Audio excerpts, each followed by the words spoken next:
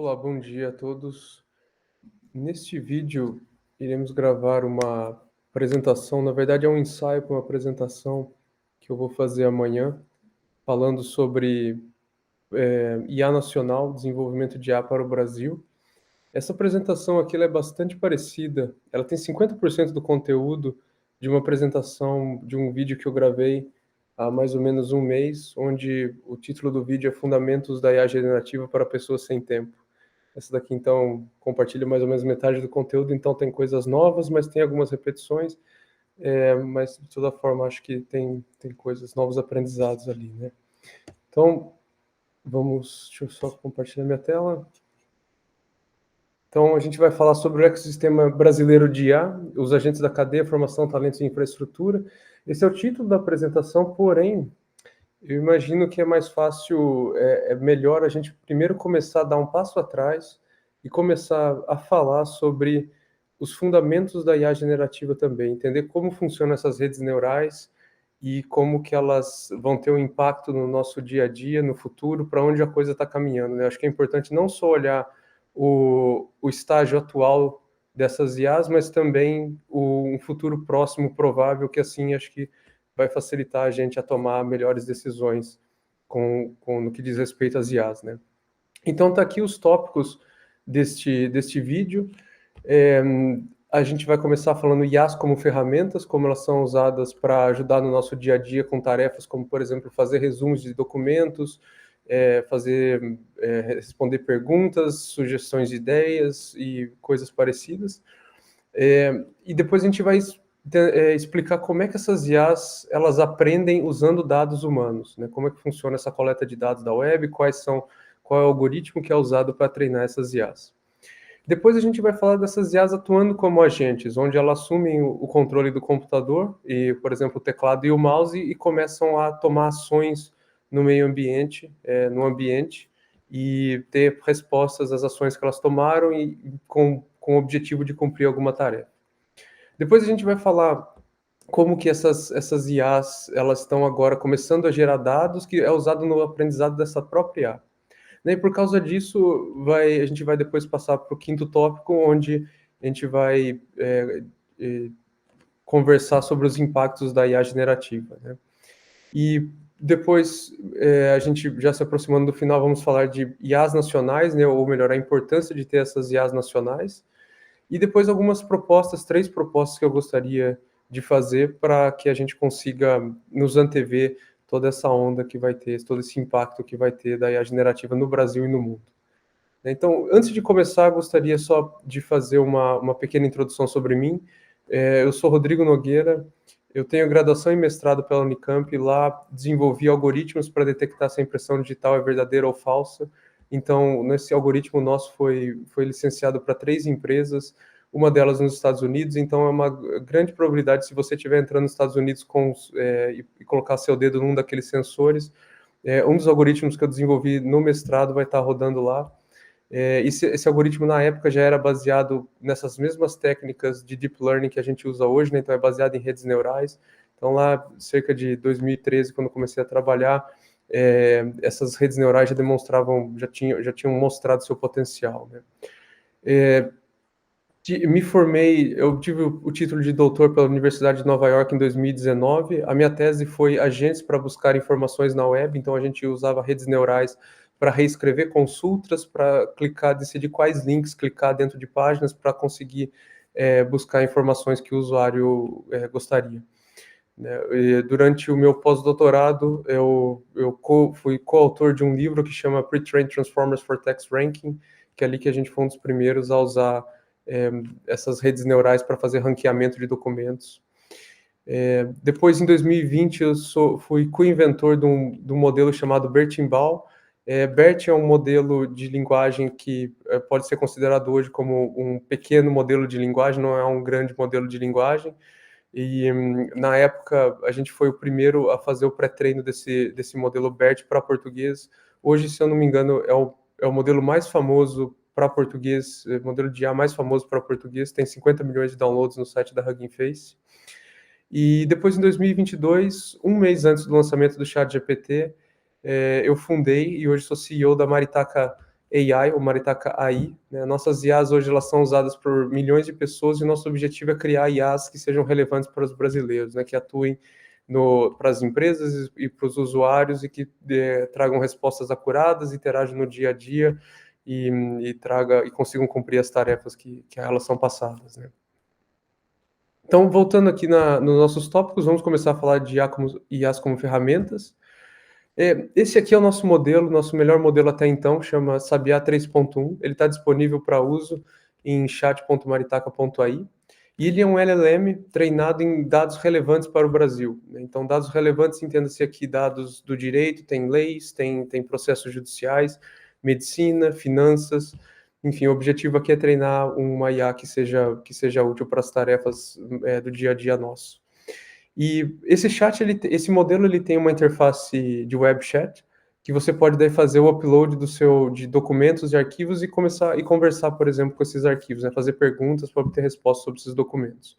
Então, o que eu fiz aqui, eu peguei um contrato de locação de alguns anos atrás que eu tinha, modifiquei uma das cláusulas desse contrato, a cláusula de multa, que estava falando que ia receber 10% de multa, eu modifiquei ela para 30%. E perguntei para a IA, tem algo de anormal nesse contrato de imóvel? E daí o Sabiá, que é uma rede neural, já já a gente vai falar mais o que é uma rede neural, ele vai gerando palavra por palavra a resposta dele, e logo aqui no começo, como o primeiro item que ele ressaltou, ele falou, o modelo falou, né, a multa por atraso de 30% sobre o valor total devido é consideravelmente alta e pode ser vista como abusiva. E a média do mercado é de 10 ou 20%, né? Então já detectou isso aí. E só lembrando que isso aqui é uma rede neural, que a gente vai ver depois, ela é só composta por números, e mesmo assim, em algum lugar daqueles números lá, ou a rede neural toda, ela conseguiu descobrir que 30% é um valor elevado e ela lembra que 10%, lembra por causa do seu treinamento que 10% é um valor mais comum. Mas agora, como exatamente ela faz isso, né? Isso que é espero que durante esses próximos minutos aqui a gente consiga dar um pouquinho mais de intuição como é que essas redes fazem isso.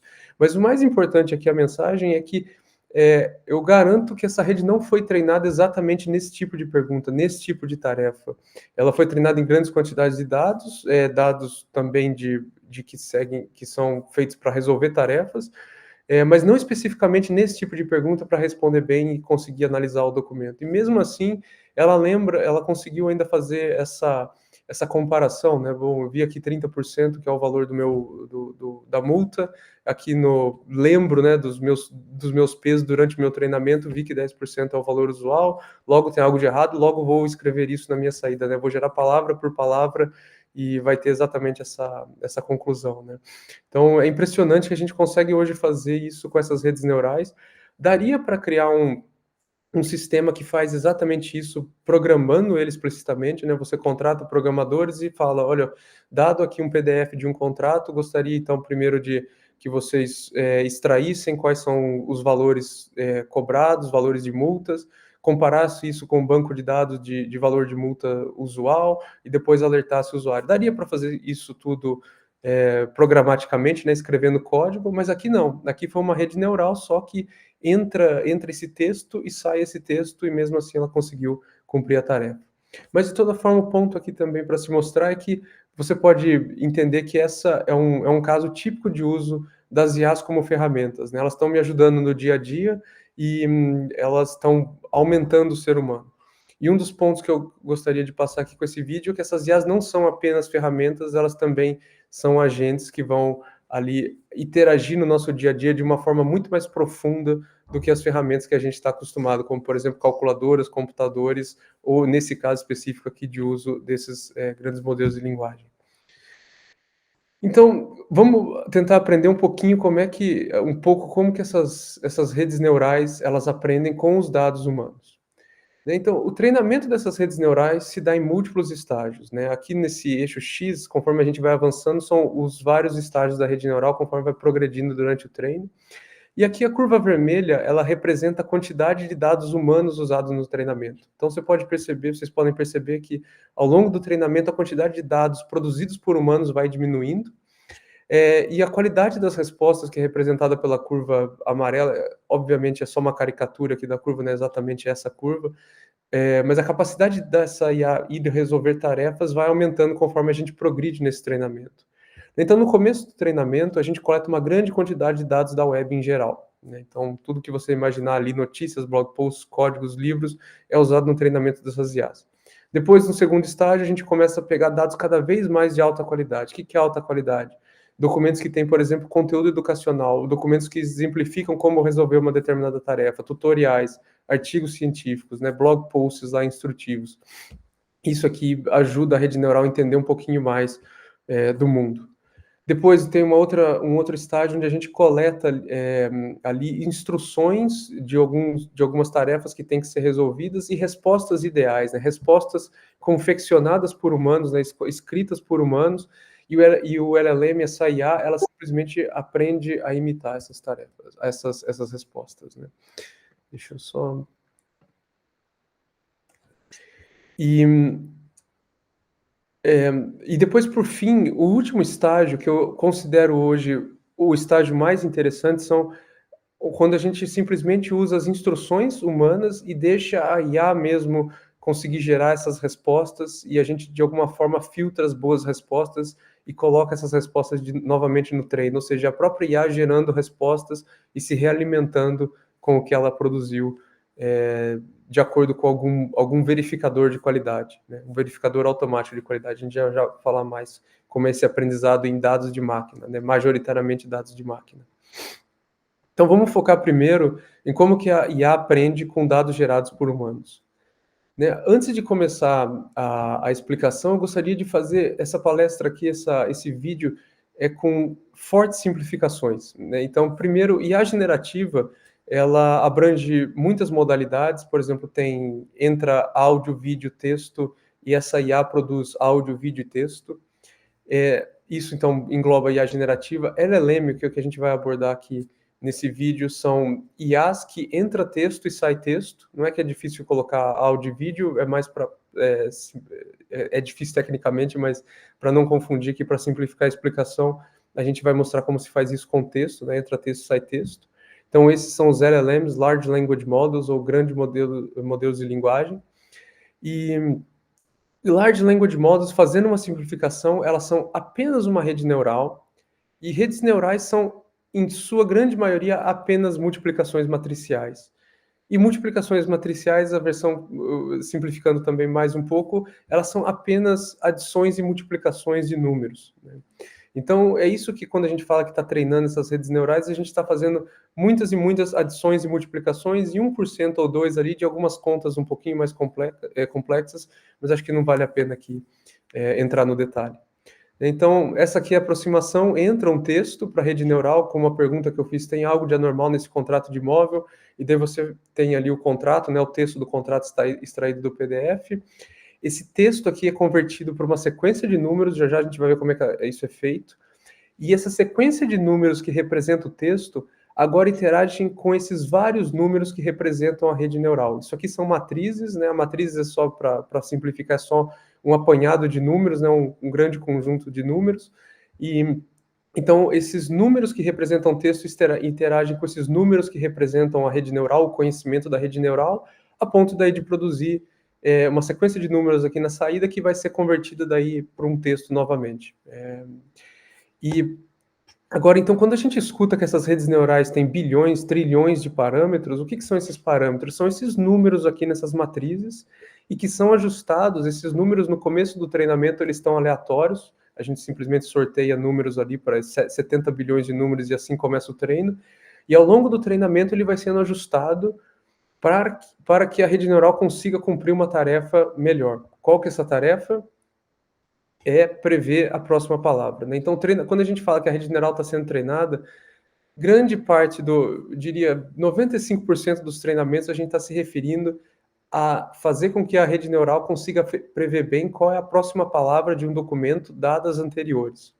Então, por exemplo, aqui, a gente coleta documentos da web. Por exemplo, esse documento aqui veio do site do Jus Brasil, e é um artigo que está explicando como é que funciona a multa por atraso de aluguel. Então, aqui começa o artigo, né? O valor da multa por atraso de aluguel varia, e tananã, e depois aqui ele fala em geral, a maioria dos contratos prevê multa de 10% em caso de atraso. Então, esse é um dos documentos que serve de entrada para a rede neural no seu treinamento.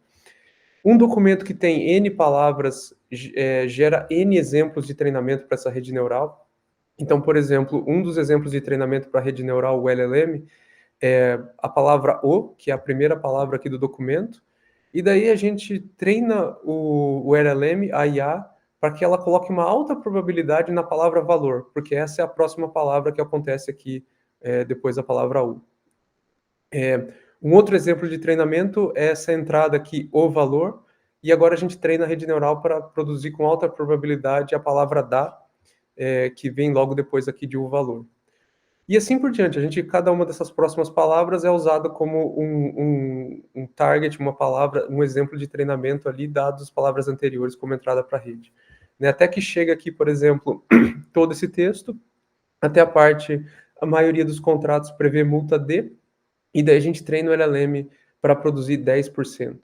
E assim que a gente ajusta aqueles bilhões de parâmetros para que ele produza bem esses 10%, implicitamente o que a gente está fazendo é ele memorizar ou ele saber que nessas palavras aqui, maioria, contratos, multa, está associado com a palavra 10%. Então é ali que a rede neural começa daí a aprender durante seu treinamento, e esse aprendizado fica armazenado nesses bilhões de parâmetros dela, para que quando ela for usada, que nem foi o caso que eu mostrei, ela lembre ali, né, 10% é um valor comum de multa, né? E esses LLMs, em suas IAs que a gente está falando aqui, eles são, em suas essências, classificadores de palavras. Ou seja, entra um texto e você tem ali no seu vocabulário, a gente pré-define um vocabulário, né? Ou seja, as palavras possíveis que essa LLM conhece. Tipicamente, a gente trabalha ali com em torno de 100 mil, 200 mil palavras possíveis. Não são bem palavras, para quem sabe um pouco mais da técnica, a gente chama de token, mas aqui, para simplificar, token e palavras é a mesma coisa para a gente, né?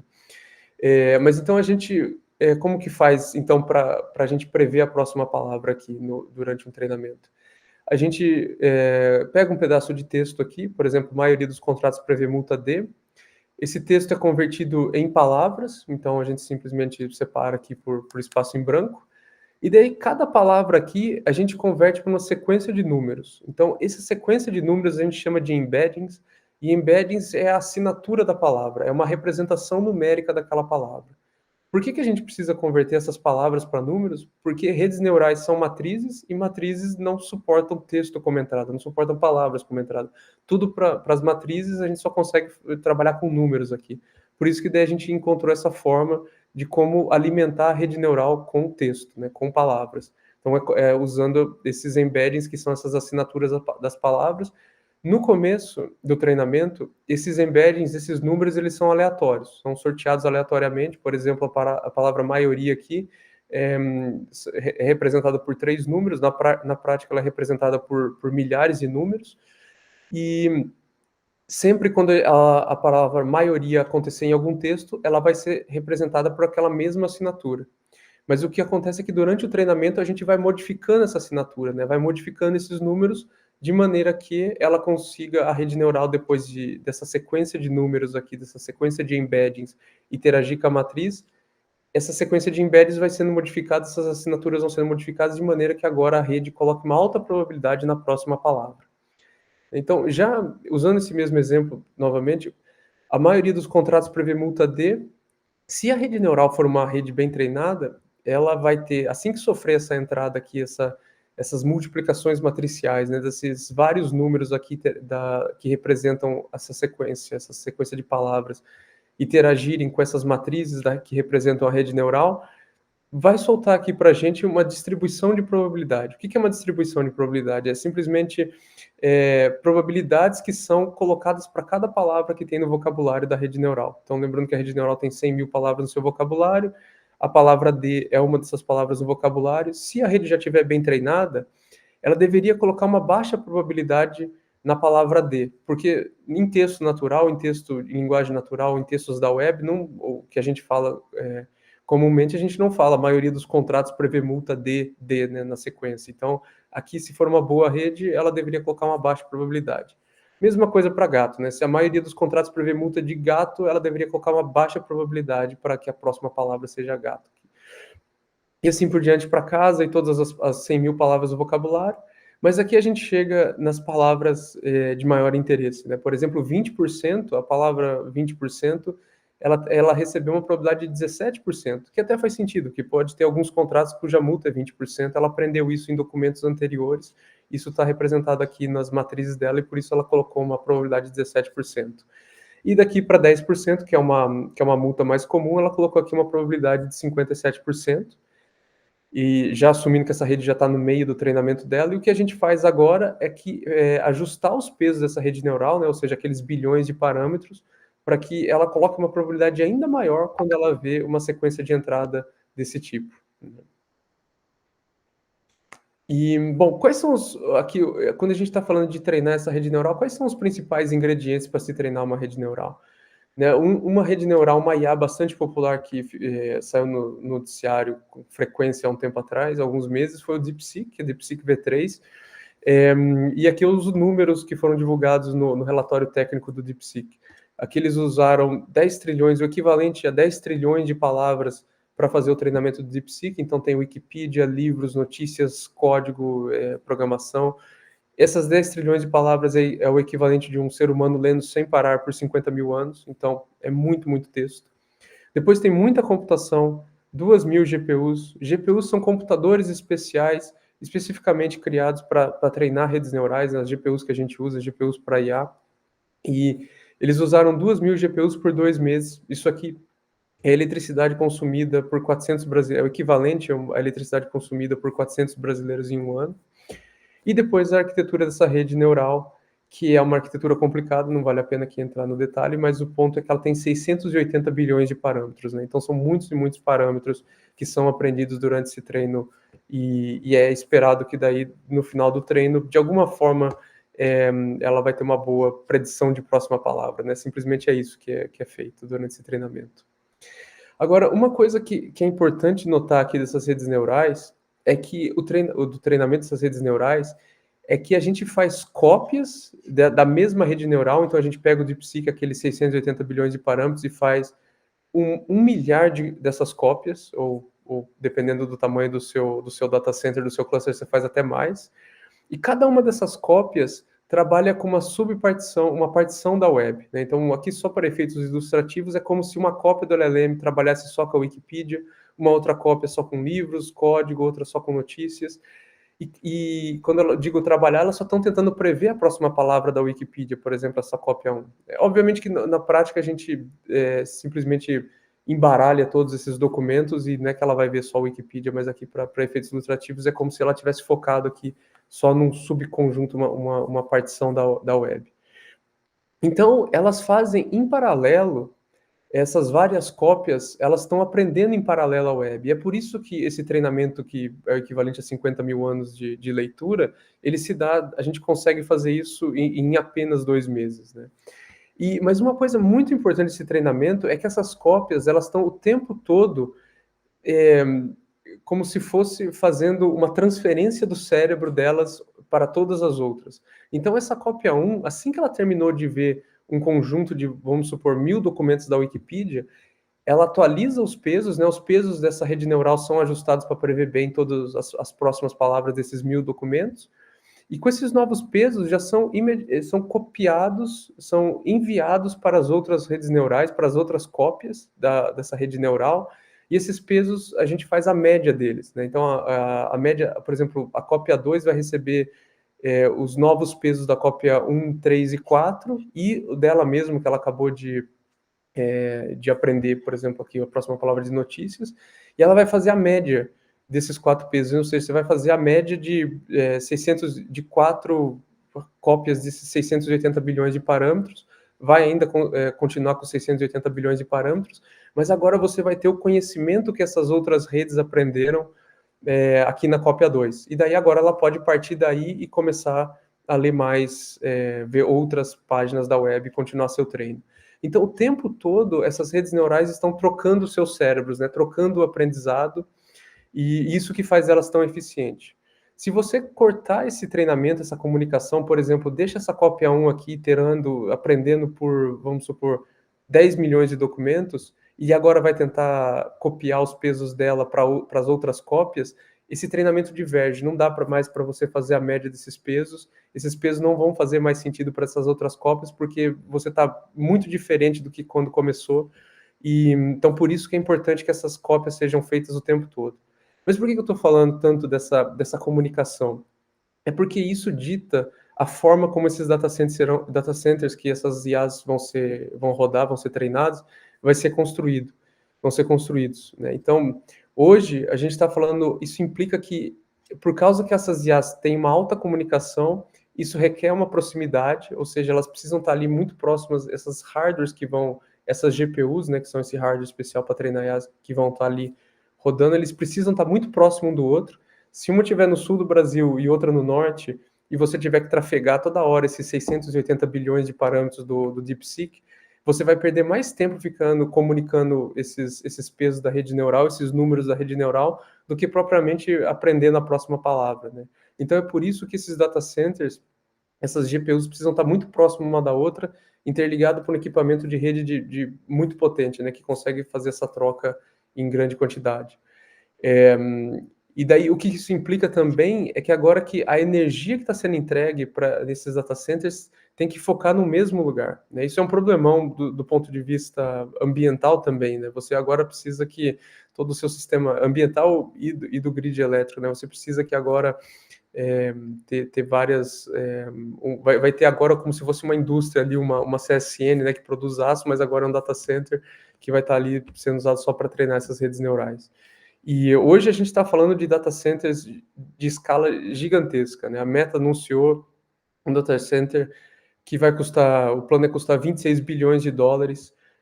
Quando ele tiver em operação completa, ele vai consumir 5 gigawatts. 5 gigawatts é metade da energia produzida por Itaipu, que é uma das maiores produtoras de energia do mundo. Então, é muita energia que está sendo consumida para treinar essas redes neurais, para prever a próxima palavra, né? Agora, a gente está falando aqui só de prever a próxima palavra, mas naquele demo que eu mostrei para vocês do Sabiá, ele não está apenas predizendo uma palavra, ele está gerando múltiplas palavras, né? Como é que ele faz isso? E acho que isso é importante a gente falar aqui, porque logo mais a gente vai falar sobre agentes, e os agentes geram muitas múltiplas palavras, né? Então, essa geração de palavra a palavra tem um nome, chama autorregressivo, e na verdade é um nome só sofisticado para uma coisa bem simples, né? Então, essa aqui é a entrada que o usuário digitou. Eu escrevi: tem algo de anormal nesse contrato de imóvel, daí tem o contrato com o texto aqui do contrato. Essa aqui é a entrada para a LLM. No passo 1, ele simplesmente, a gente escolhe a palavra que, de acordo com o LLM, tem a maior probabilidade. Nesse caso aqui foi este. Essa palavra este, agora ela é concatenada no texto original. Então, daí no passo 2, é o texto original mais a primeira palavra que ela soltou aqui.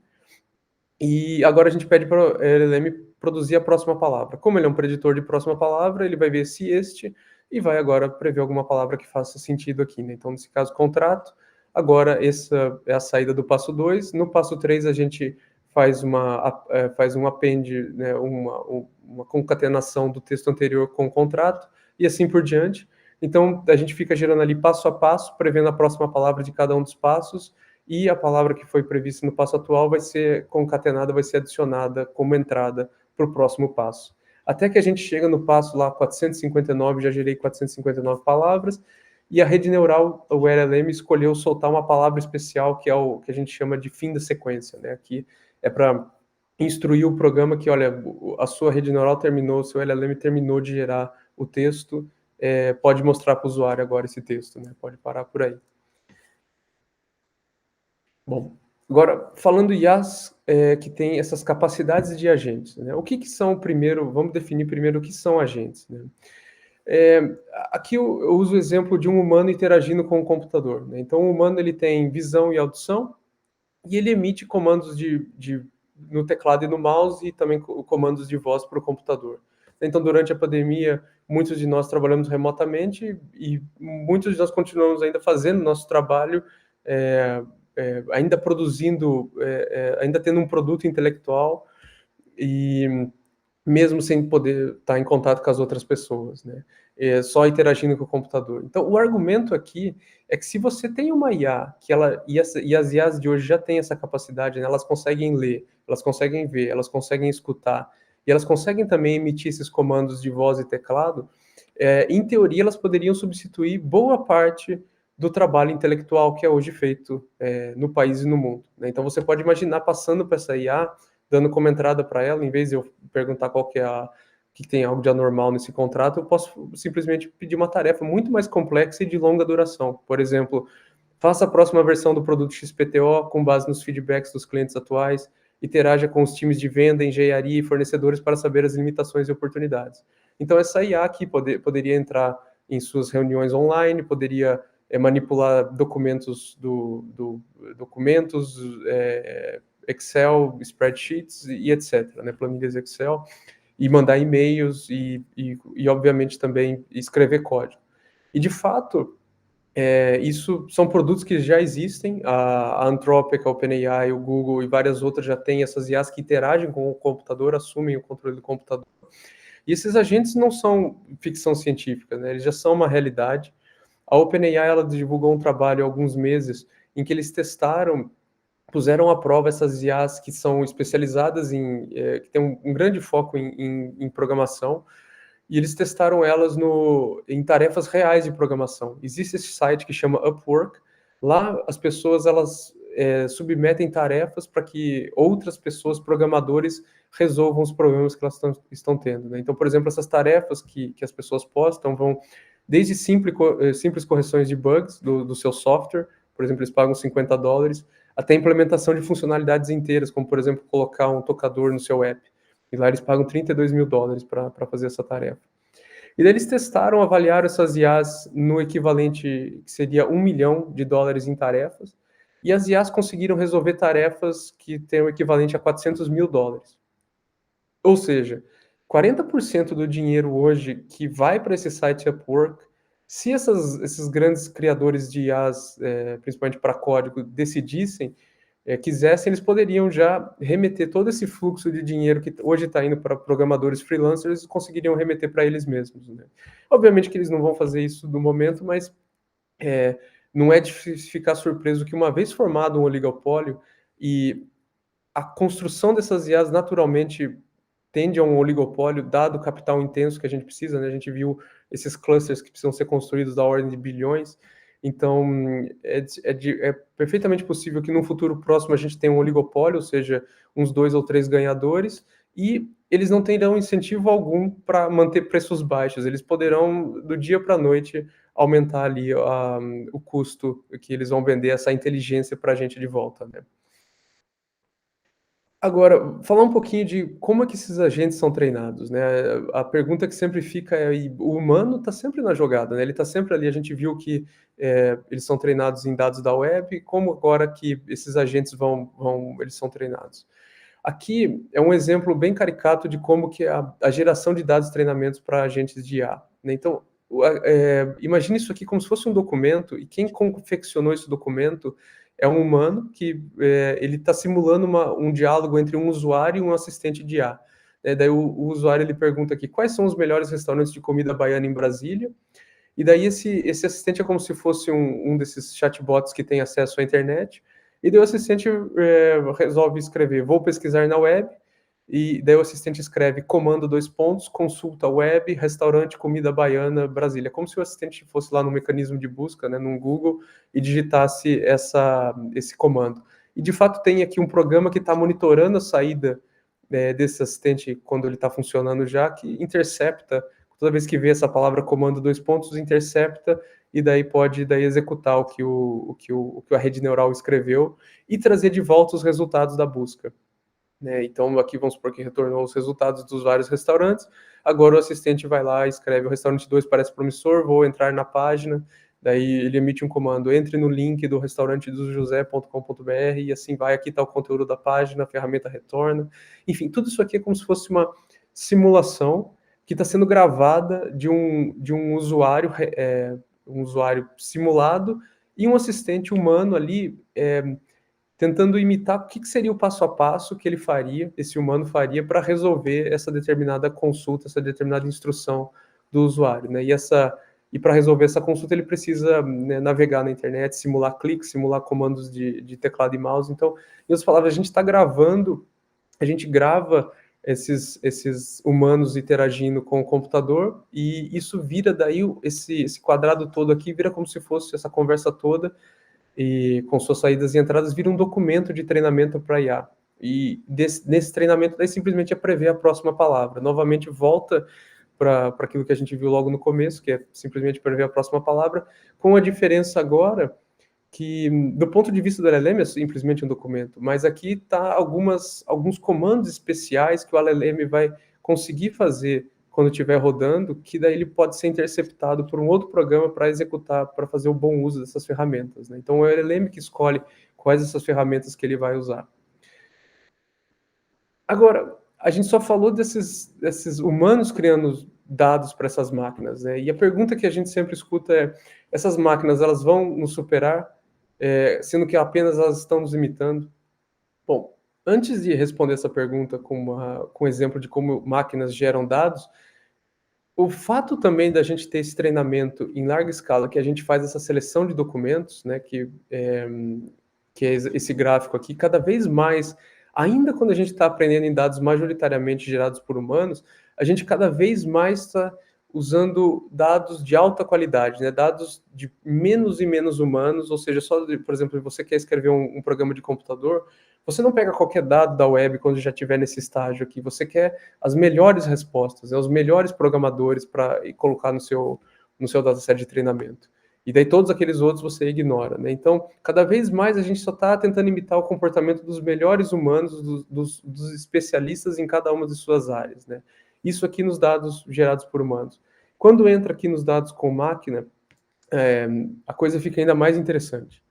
Então, o que dá para fazer é uma técnica que chama aprendizado por reforço.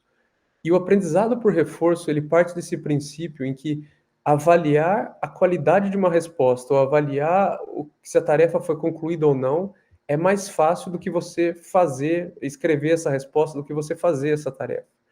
Então, o que você pode imaginar é o seguinte, né? Um humano aqui, ele escreve uma instrução para IA, cria um programa que tem as seguintes funcionalidades, né? Então, funcionalidade número 1, 2, 3, e ela dá isso para um LLM que é o criador. Daí esse LLM já foi treinado em dados humanos, já consegue escrever bem, programar bem, escrever bem código, e agora ele gera esse código, agora tem um ambiente aqui que a gente chama de ambiente, mas simplesmente é um compilador desse código que vai compilar e deixar tudo como se fosse um app, como se fosse um website, que está pronto para teste. E daí tem um LLM avaliador, que ele vai interagir com esse aplicativo, com esse website, e vai ver os bugs, né? Tentar detectar os bugs, e, por exemplo, um desses feedbacks que ele vai confeccionar, que ele vai escrever é: a funcionalidade número 4 aqui, que está especificada pelo usuário, está lenta, ou a número 5 não está funcionando. E esse feedback aqui agora é passado de volta para o LLM criador, que pode ter uma nova tentativa de escrever um código corrigindo agora esse bug que foi encontrado pelo LLM avaliador. E agora você pode iterar nesse loop aqui de geração de código e avaliação de código com feedback milhões de vezes, numa maneira muito rápida, né? Dado que esse ambiente aqui, todo gargalo está nesse ambiente, o quão rápido você consegue compilar e avaliar esse pedaço aqui, esse produto, né? Então, ou melhor, esse ambiente aqui, de certa forma, está simulando o produto, né? O produto já pode ser testado. E você pode também fazer isso em paralelo, né? Esse LLM criador não precisa ser um LLM criador, pode ser milhares de criadores que escrevem muito, muito código de programação. Ao acaso, um desses milhares vai conseguir construir um programa muito bom, que vai ser detectado por esses LLMs avaliadores, que daí vai falar: bom, esse código muito bom agora vai para a minha pilha de treinamento, né? Então, a gente pode fazer isso em grande escala, basicamente precisa só de mais GPUs para automatizar essa tarefa, né? Tem alguns respaldos apenas aqui que o sucesso desse aprendizado por reforço ele depende de quão fiel é o ambiente aqui à realidade. No caso de software, esse ambiente é bastante fiel porque praticamente o código que você escreve é o código que já dá para você testar. Mas agora, se você, por exemplo, é um engenheiro automobilístico, está criando um carro, você escreve aqui as especificações no AutoCAD e você roda aqui, compila, tem um LLM avaliador, mas quem disse que na hora de construir o carro não vai ter um monte de problemas, né? O feedback aqui, esse laço aqui de treinamento vai ser muito mais lento. Mas ainda assim, dá para a gente otimizar bastante desses passos aqui, usando subtarefas ali que dá para ser simuladas, né? Mas o grande ponto aqui também desse aprendizado por reforço é que a gente não sabe de antemão a resposta ideal. A gente deixa que esse LLM criador ele aprenda o que são respostas boas com respostas ruins com base nos feedbacks recebidos, né? E cada vez que ele recebe um feedback, ele ajusta os pesos da rede neural, da rede dele, né? A gente ajusta os pesos dele para que ele produza. Se o feedback for bom, a gente ajusta para que faça mais, escreva mais dessa saída. Se for ruim, escreva menos, né? E assim que é o princípio do aprendizado por reforço. Mas por que eu estou falando tudo isso? Aqui, essa capacidade dessas IAs de gerarem dados, pode ser que cada vez mais a gente dependa delas para essa produção de conteúdo intelectual. Então, aqui eu faço uso dos 5 níveis de inteligência artificial geral para a gente chegar na inteligência artificial geral de acordo com a OpenAI. Então, o nível 1 é chatbot apenas, onde a gente já interage ali desde 2023. 2024 começaram a surgir os primeiros modelos que eram capazes de fazer raciocínio, resolver provas de matemática, provas de código e começaram a se dar bem nessas provas, nesses exames, nessas competições. Agora a gente já está falando de LLMs agentes, né? Esses LLMs em que interagem com o computador, né? Assumem o controle do computador e saem interagindo com o mundo. Com o mundo virtual, mas que o mundo virtual e o real hoje estão bem entrelaçados. E depois, esses níveis 4 e 5, a gente não chegou neles ainda. São as LLMs, as IAs inovadoras, né, capazes de contribuir com novas ideias e adicionar isso no conhecimento humano. Né, e que daí que volta no aprendizado por reforço. Depois de tentar 1 milhão de escritas de código ali, 1 milhão de apps, pode ser que uma dessas 1 milhão seja muito boa, e isso vai ser detectado e a gente coloca ali no pool de exemplos de código muito bom produzido. E simplesmente foi produzido ao acaso, um pouco do que a natureza faz com a seleção natural, né? E depois aí tem o nível de organização, né? IAs que são capazes de fazer o trabalho de uma organização inteira, de uma empresa inteira, de um instituto inteiro, de forma independente, né? Ou seja, ela não apenas substitui uma pessoa, como substitui uma organização inteira. Eu sei que isso aqui parece um pouco meio, talvez um pouco exagerado, mas se de fato for real, se de fato acontecer nessas IAs elas conseguirem fazer o trabalho de organizações inteiras, o argumento aqui é que a maior parte do produto intelectual de um país vai ser produzido por essas IAs. Por isso que é muito mais rápido e barato copiar essas IAs, né, você construir mais data centers, mais GPUs, do que você formar pessoas para fazer isso. E se todas essas IAs que a gente usa hoje elas são estrangeiras, o valor agregado dessas empresas brasileiras será pequeno, né? Como, voltando naquele argumento, nada impede de que as empresas que num futuro oligopólio que venha se consolidar, elas aumentem o valor ali. Agora não é mais um real para cada 1 milhão de tokens que eu estou cobrando, agora é 100 vezes mais que isso, né? É dado que a gente tem essa tamanha dependência da inteligência produzida por elas, né? E daí que vem o ponto das IAs nacionais, né? Ou a importância de se ter IAs nacionais. Um dos exemplos de IA nacional são as IAs que a gente faz na Maritaca. A Jus Brasil, ela é um investidor e também parceiro da Maritaca. Junto com a Jus Brasil, a gente desenvolve ainda IAs que são treinadas em dados jurídicos brasileiros, né? E uma das IAs, por exemplo, que roda no site do Jus Brasil é uma IA que ajuda você a entender qual que é o estágio atual do seu processo jurídico, né? Para quem não sabe, a Jus Brasil é a maior legal tech do Brasil. Eles servem ali, 25 milhões de brasileiros passam todos os meses nas páginas do Jus Brasil para acompanhar os seus processos, né? E para entender o legalês, né, o juridiquês, a gente usa modelos desenvolvidos pela Maritaca para simplificar a linguagem para que a pessoa consiga entender, né? Então, esse é um exemplo de uso, IAs que saibam bem das leis, dos nossos problemas e soluções na saúde, problemas e soluções no mundo financeiro. Essas IAs são de extrema importância ali para que a gente tenha produtos e serviços que melhor representem o Brasil, né, que melhor entreguem para os brasileiros. Por fim, eu gostaria de fazer algumas propostas do como que a gente pode fomentar esse ecossistema, como que a gente pode estar ali nessa corrida das IAs, né? Três propostas aqui. Primeiro são bancos de dados nacionais, né. Hoje o governo, o SUS, instituições financeiras, eles têm uma quantidade enorme de dados que são armazenados de todas essas transações, né, de toda essa interação dos brasileiros com as instituições e com as empresas.